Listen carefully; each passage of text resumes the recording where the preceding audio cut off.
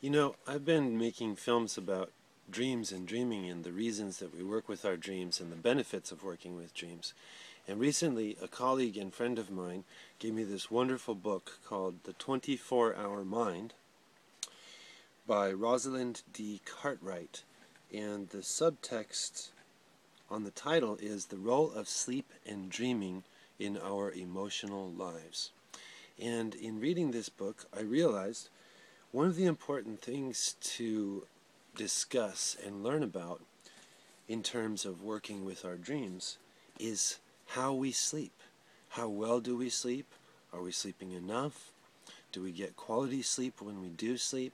And it was startling to me as I was reading this book, The 24-Hour Mind, to find that many health organizations have stated, per their research, that sleep disorders and lack of sleep is a national health issue in North America, in America, the United States in particular.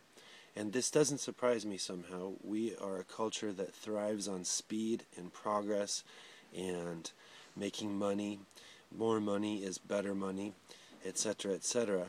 And so the pace of our lives, generally speaking, tends to be what Robert Moss calls, in his wonderful books about dreams and dreaming, hurry up sickness, is something that we all seem to have to deal with in our culture.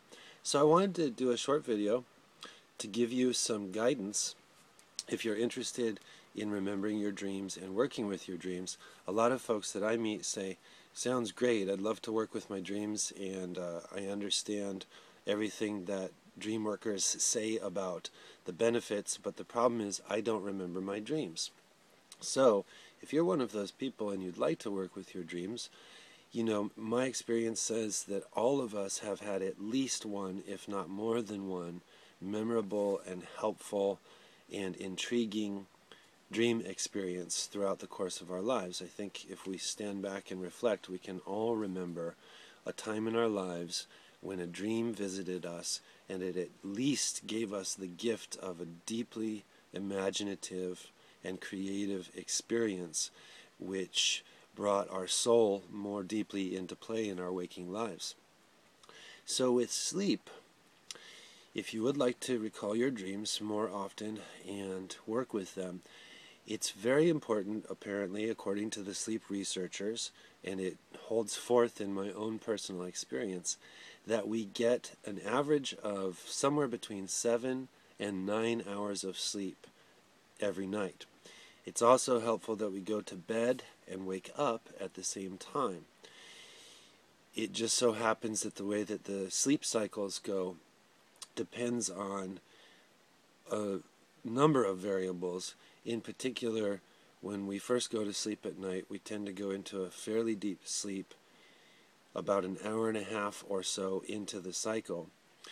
But the most remembered dreams come during the REM, the rapid eye movement phase, that comes towards the end of a night's sleep.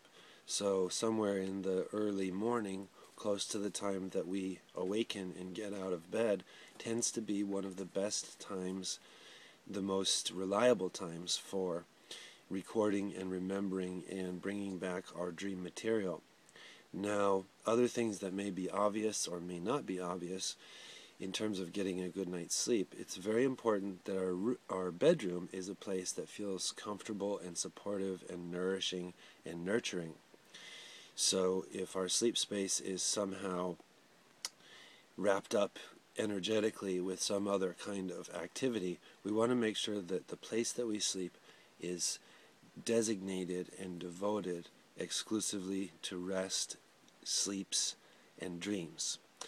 Sleeping, rest, and dreaming. So if you have an office near your bed, you might want to change things up a little bit.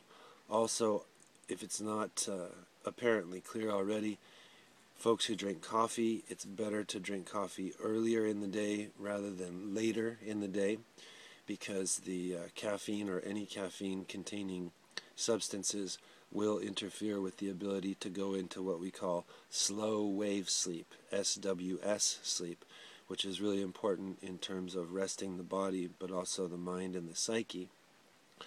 And creating the surrendered sleep state wherein we can receive and interact with the dream source.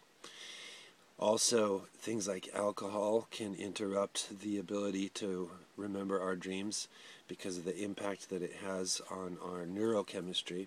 And there are any number of psychoactive substances, including marijuana. THC will influence the ability to remember the dreams because of its effect on short-term memory. And there are also a lot of prescription medications and prescription drugs that will interfere with and influence the ability or the inability to remember and recall our dreams. The best rule of thumb with that stuff is to think about what it is that you really need or want to be taking, and then to try and adjust that as best as you can in order to meet the needs for having and experiencing a good night's sleep.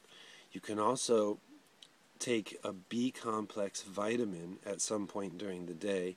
B-complex vitamins influence and affect and assist memory while we're awake and asleep.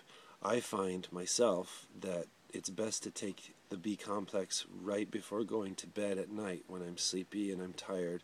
In that moment, right before I crawl into bed, I take a B-complex vitamin. It doesn't keep me up at night or make it difficult to sleep. For some people it does. So you can play with that a little bit. Also, in terms of herbal supplements, you can try taking ginkgo biloba or ginkgo biloba, which is an all-natural organic herbal supplement that you can find at your local or favorite health food store and or online. And this also affects and influences circulation, the circulatory system. So of course that will affect and influence and benefit memory. These are just a few tips that I have around sleep and sleeping and dreams and dreaming.